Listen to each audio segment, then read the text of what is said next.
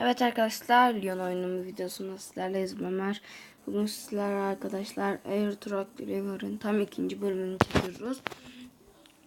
Tam kaldığımız yerden devam ediyoruz arkadaşlar. Tam şu köprünün önünde kalmıştık. Tamam, hareket ediyoruz. Bir yapalım oldu ama niye olduğunu farkında değilim. Niye olduğunu bilmiyorum. Allah, direksiyonu kaybettim. İşte böyle arkadaşlar. Hani kaza yaptım demiştim ya size. Öyle böyle direksiyonu dokunamamıştım. O zaman da dönemedim. Kaza yaptım böyle. Takla atmıştım. Bayağı bir. Şu küçük bir lambaları açsak iyi olacak. Çünkü karanlık oldu.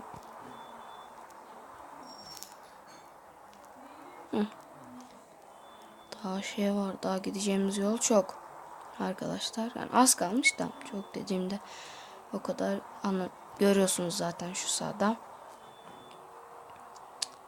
Gerçekten güzel bir oyun arkadaşlar. Bunu indirmenizi tavsiye ederim.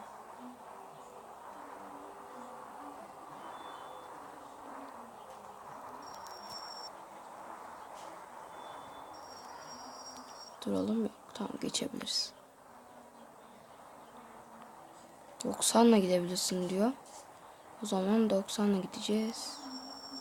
Yok, buradan dönmeyeceğiz.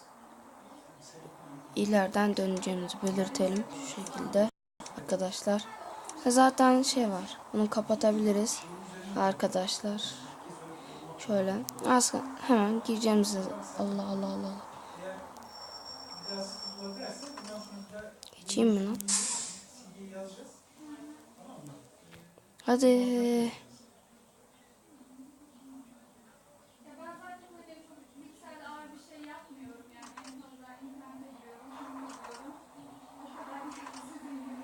Evet, gidiyoruz şu an arkadaşlar. Sağa gireceğiz buradan. Güzel. İleriden. Şu ilerideki farlar açmıyor çünkü çok karanlık oldu.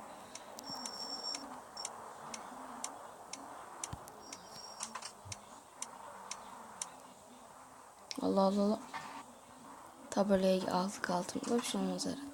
Şuradan. Yok, gelen yok. Dönelim. Yes.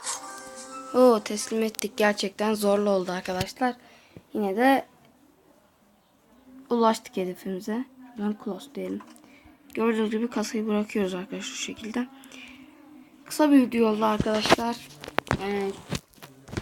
Devamını istiyorsanız like tuşuna abone olmayı unutmayın. Ve hala kanalıma abone değilseniz abone olmayı unutmayın arkadaşlar. Hoşça kalın.